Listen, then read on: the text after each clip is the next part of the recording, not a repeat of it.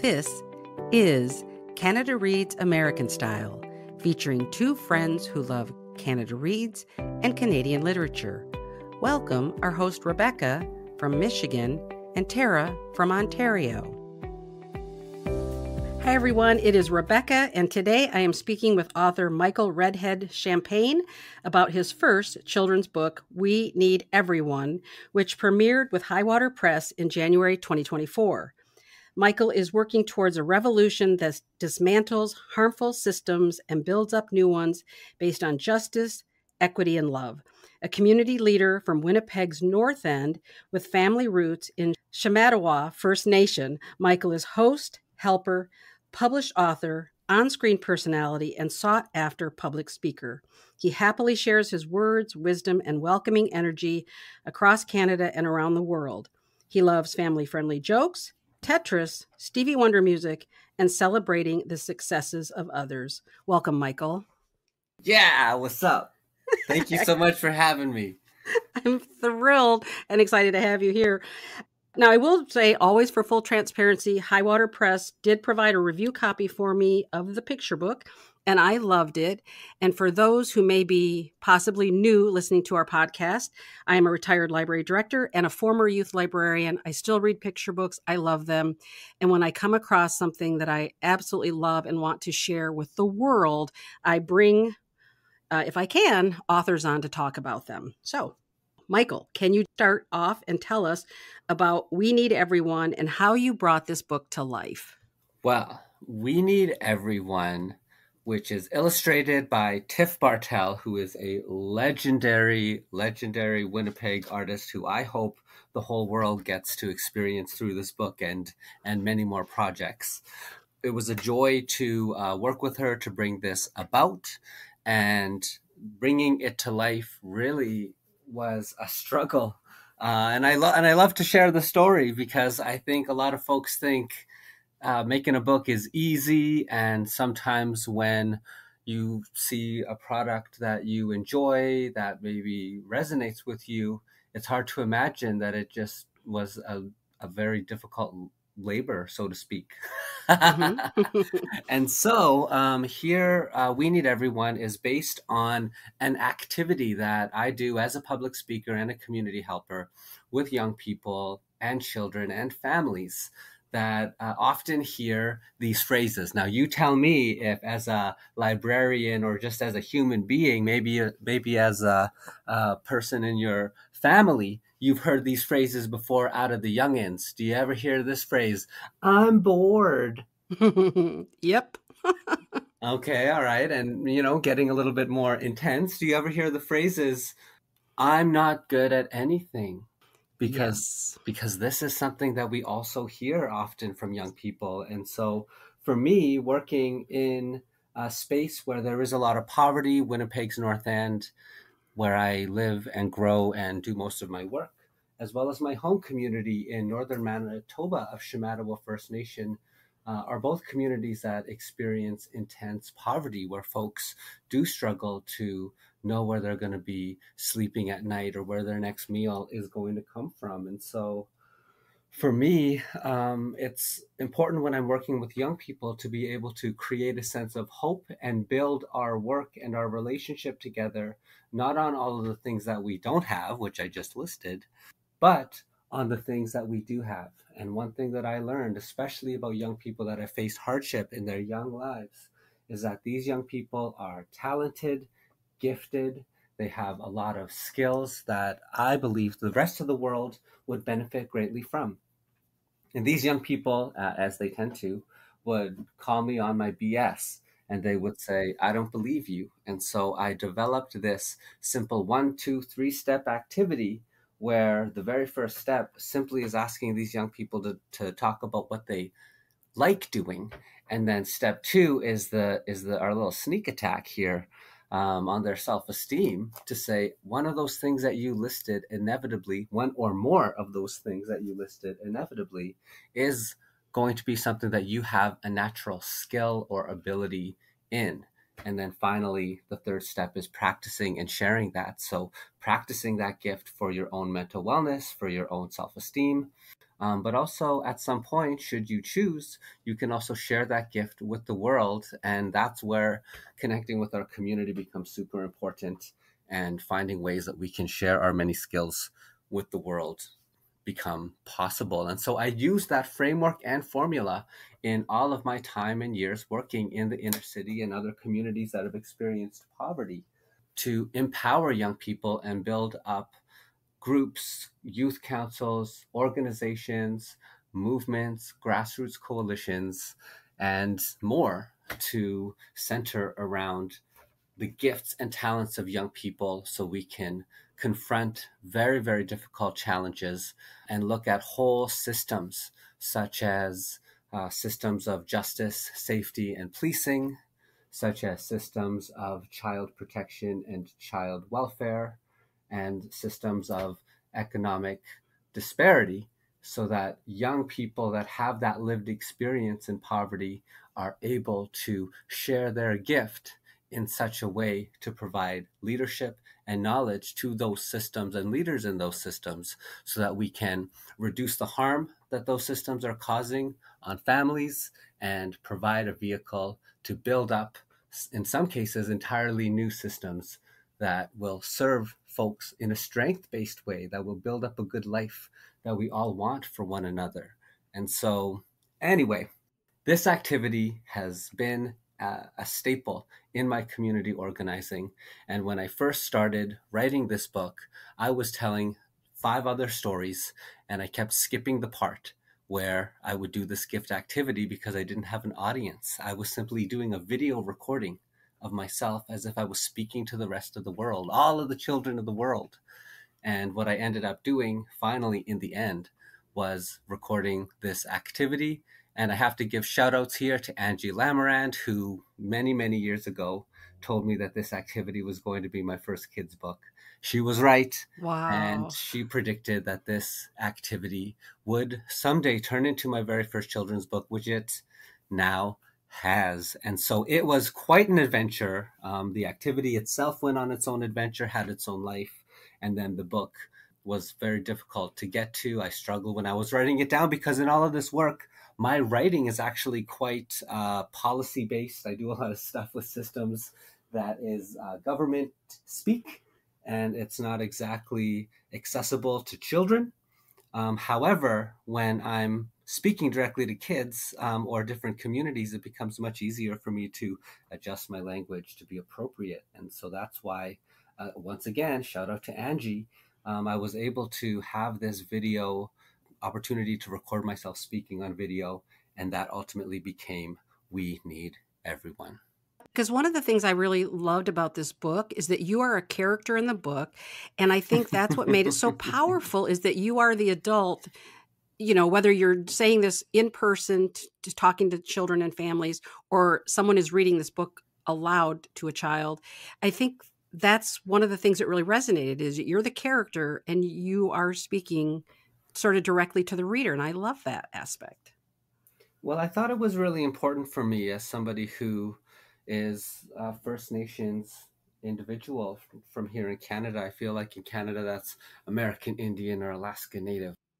And so for me being somebody who is Indigenous, it's important for me to have a character in the book that is telling the story and is Indigenous themselves. And that's something that was critical for me, in addition to, of course, the representation of diversity in terms of cultures, abilities, shapes, sizes, personality of all of the different kids and characters in the book as well, including, I gotta give special love to the gray cat in the book. That's my cat, real life cat, Sushi. That's my real life cat, Sushi. And so being able to include my cat in the book, We Need Everyone, helps me to talk about the importance of, when I say we need everyone, that includes our animal relatives too. And this is actually a principle in my culture. My First Nation is Innu. In English, they say Swampy Cree. In our language, we say Innu. And in that language, we have a word that's Wakotuin, and it's the law of kinship. So Wakotuin allows me to look at animals, different people that maybe I'm not related to, the stars, as my relatives. And so that law of kinship tells me that I must treat others as my relatives. And what do we know about family? You don't gotta like them all the time, but you do gotta love them all the time, which means we care for one another and empower each other to find and share our gifts with the world. Now, how long did it take from the time you sort of feel like you actively were working on the book to publication? How long was that process? Oh my goodness, it was quite a long time. It began before COVID-19, and then we had a little pandemic you may have heard of, and then various factors ended up delaying the book, and it only just came out this year. So I ended up being finished writing the book. I feel like it was around 2021. We were all finished, all of the details of the book, but it's now only reaching the world in 2024. But I feel like in those 3 years, a lot of challenges have happened, and folks trying to look to post-COVID world, as well as a place where kids and young people struggle for connection and relationship, and mental health challenges are through the roof in many communities, and disparities in folks who have and don't have their next meal or a place to sleep at night are reaching crisis points in some communities. I think the messaging of we need everyone is more important now than it was even 3 years ago. And so, feels like maybe right on time. It's funny too, because when I was reading it, I'm sure you've heard of some of the problems we've had in the US with our leadership and everything, and then how divided we are as a country. And I will seriously say to everyone, when I read this book, I thought to myself, how simple could it be just to reach across to everybody, all this division that we have here, if we could all just sort of say, what is our gift? And then if we could just appreciate each other. So it really truly, by the end of that book, I just sort of felt hope. I don't know, where that goes really in this country, but it gave me such a positive feeling by the time I got to the end of the book. And I loved that about it as well. Thank you so much for sharing that. That was my hope, that you would have a little bit of hope. Yeah, absolutely. You are a very active public speaker. It's kind of amazing to me when I looked at all of your background material. And I just wondered, what feedback then or positive experiences can you maybe share that you've received from children, families, or educators with this book? I think that it has been an extremely positive response. We have a local bookseller here in Winnipeg called McNally Robinson that releases kind of bestsellers.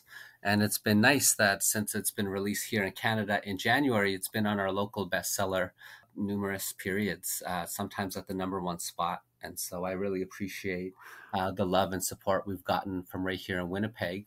But knowing now that it's out in the US as of May, I'm super excited now to be able to invite our relatives in the US to check out We Need Everyone. And I think the feedback that I've been hearing from people, especially folks that have themselves diverse cultural backgrounds, or perhaps they have a disability or their family members do, have been sharing with me how meaningful it has been to see things like sledge hockey depicted in there for their kids that are sledge hockeyists, and folks like wearing a hijab in our chefs section, just to talk about, folks that are wearing hijabs can cook delicious, tasty food that all of us will super love. And so I think those messages are really, really important. And when I've seen folks, and children especially, they'll point to characters in the book and say,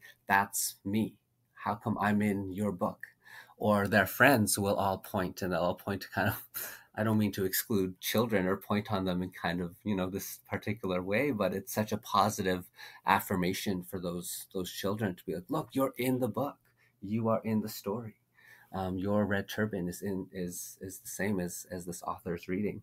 And sometimes it's just really emotional and powerful to see students that moments ago were bouncing off the walls, as kids do. Sometimes their energy and their focus will just become entirely still, and they'll just focus entirely on the story as I'm reading it to them. And their feedback at the end, sometimes kids will just come up and give me a big hug it's just been really moving and powerful to see kids feel seen. And I know for myself as an Indigenous kid who myself was in the child protection system here in Manitoba, I didn't get to see that sense of representation when I was growing up. And being able to create moments like that for kids is so special for me today.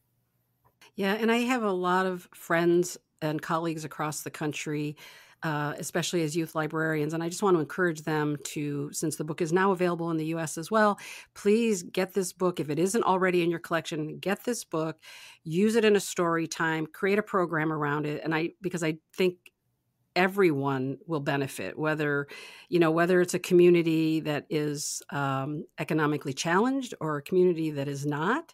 I think everyone can benefit from this picture book. So I just want to encourage all my colleagues out there to pick up a copy of this book. And if you want a little bit of background support on how to position your displays or any projects that you're working on, there's a free teacher's guide, which was put together by a Mohawk educator in Canada named Jerica Fraser, that people can download for free off of HighWater Press's website as well. That can help inform any work you do in the library or the school. Great. And I will put a link to that in our show notes as well. So thank you for sharing that. That's fabulous. I know, and people love free. Absolutely. We all do.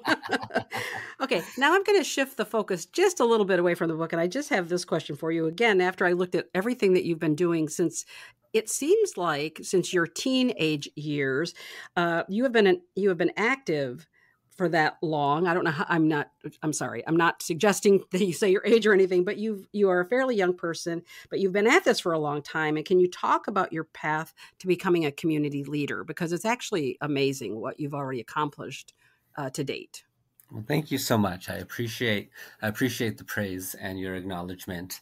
My decades now of service, which is actually, I'm happy to say I'm 37 years old, and so being that age and having begun, as you correctly said, my advocacy and community work in my teen years means I've had now, like half my life where I've been able to be out there in the community trying to create positive change. And sometimes we've had difficult years in our community where Winnipeg has been declared the murder capital of Canada, and close friends of mine have been involved in street gangs or have been lost to senseless violence. And so working on solutions that are Indigenous youth led to confront violence have been really important for me in my years. I really began that advocacy in 2010 in my mid-20s and have not stopped ever since. I worked all the way through a grassroots level, at the city level, at the provincial level, and then also at the federal level, helping to craft policy, recommendations, and solutions that I feel would help center and empower people with lived experience to inform decision makers and those with powerful influence to really consider equity in the way that they distribute power, to consider justice, including intergenerational justice, and how do we make things right for families that have been displaced or harmed by governments in the past, and folks that are overrepresented in our justice system today. And then also, of course, centering the work we do on love. And when we do that, a whole bunch of things look kind of silly the way our systems operate now, and really becomes clear what the way forward is. And so when we center equity, justice, and love in what our solutions look like moving into the future, then I think that is really informing my community work now. And that includes doing things like taking a grassroots organization that supports parents that are trying to get their children back from child and family services and child welfare. We work with those parents, address protection concerns and whatever the child welfare folks are saying are the concerns, and empowering those parents to get the things that they need to bring the children home. And so that's been a focus of taking that grassroots organization into a legal organization.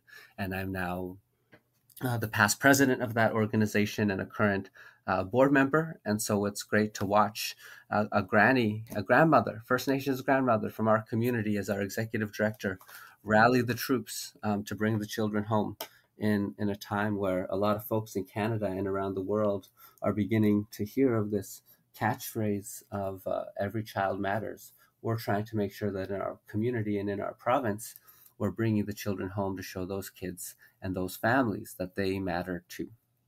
And so that's really been the focus of my work. And so that organization is called Fearless R2W. But I also support, as a board member, organization called North End Community Renewal Corporation, which does economic and social renewal in my local neighborhood, as well as something called the Manitoba Health Coalition, which advocates for a fully funded public healthcare system, taking good care of our relatives across the province, including in rural, isolated, and remote places. And so that's a little bit of the stuff that I do. Yeah, it's just a little hint of something that you do, because I know, oh my gosh, it's amazing. So how do you personally maintain hope for the future? And what do you say to parents, caregivers, and educators who are responsible for succeeding generations? That's a big question. It's a great question, but I have an answer that I think will help us. So for me, how do I maintain hope, and what do I say to the families and leaders that are trying to take care of that next generation? Well, for that first part, how do I maintain hope? It really helps me to be reconnecting with my own culture as an Indigenous person. I learn about the teachings that come from the land, or the teachings and knowledge that come from learning my own language, like the one I shared earlier, Wagotowin. And these teachings help inform me, inform my work and my words and my advocacy to try to make sure that I'm living a good life, and I'm being a good relative to my family that came before me that had to endure difficult things. My mother went to Indian residential school, which I know in America there was the boarding schools. And so our version was Indian residential schools. And so that's only one generation away. And I myself was in the child protection system in my province. And so some would even say that these systems of family separation persist, and the statistics would back that up. And so knowing that all of those challenges have happened to my own family and First Nations, Métis, Inuit people across Canada, and Indigenous peoples around the world, they've been privy to those unfortunate systems of family separation. However, throughout all of that trauma, our teachings, our art, our dances, our culture, our language, our reverence for our elders, our commitment to protecting the land for future generations, all of these beautiful teachings have survived. And to me, that shows evidence that the intergenerational love that my ancestors had for me and all of us is stronger than the intergenerational trauma and systems of family separation that we have had to experience.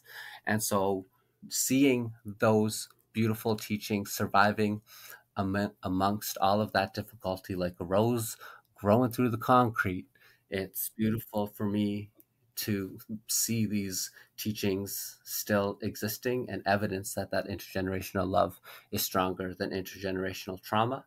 And to me, that is proof that Indigenous knowledge will not just save Indigenous people, Indigenous knowledge will save the entire world. Yeah, I read a lot of indigenous fiction and nonfiction, and I agree. I feel like there's more understanding of that in Canada than in the United States, but that's just my general perception. I mean, do you feel like they're getting that message in Canada? I do. I feel like we have a lot of great examples of leaders. We have, for example, our first Indigenous Governor General, which I know that's for Americans who aren't familiar with our government system, that's the representative to the Queen, because we still hang out with those guys. And so we have a representative to the Queen called a Governor General, and it is currently held by an Inuit woman.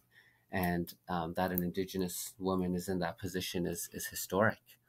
And also in my own province of Manitoba, our premier is a First Nations man as well.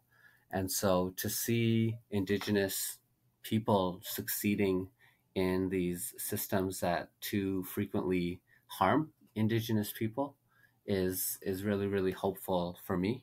And I think that that's evidence. And I can point to those things when I'm talking to parents, caregivers, and educators, that there is possibility to break into these systems in a good way with love, equity, and justice, and provide the leadership that we need for today, so we can provide the environments we need to for our little ones and the kids, and they'll be able to move into tomorrow with future generations being able to live a good life and be happy and experience the beautiful planet and have healthy relationships and good food in their belly and a place to sleep at night.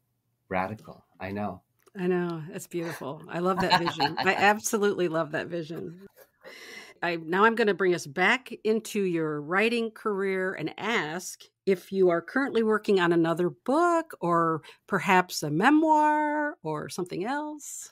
Well, I am currently working on another children's book myself. And so that is something that I'm really excited about. I don't think I can reveal too much at this time. However, I'm also... I was able to work with another author by the name of Sonia Ballantyne, and she authored a graphic novel. If you like comic books, she authored a graphic novel that's coming out in August in Canada, and I feel like you can order it still online. And this book is called Little by Little, You Can Change the World. It's a graphic novel illustrated by someone named Rael McGregor, a beautiful artist in our community who is able to, I think, bring Michael's energy to life. This is coming out in August in Canada. And so Little by Little, You Can Change the World is a graphic novel that I'd like to encourage folks to pre-order if they're interested in seeing a bit more of what Michael's up to, because it does tell a little bit of the story of Michael growing up with my adopted family, the Champagnes, as well as an influential educator in my life, and the power of putting up your hand when some people think maybe you shouldn't, and what type of leadership can happen when you just do something little. Oh, I love that. Okay, I'll put that in the show notes. So fabulous. We always like to ask what you might be currently reading, and are there any authors you would like us to highlight for our listeners? Oh, yes. Well, I'm constantly going back to a book that is called Tipiskawi Kisik, Night Sky Star Stories by a knowledge keeper here in Manitoba called Wilfred Buck.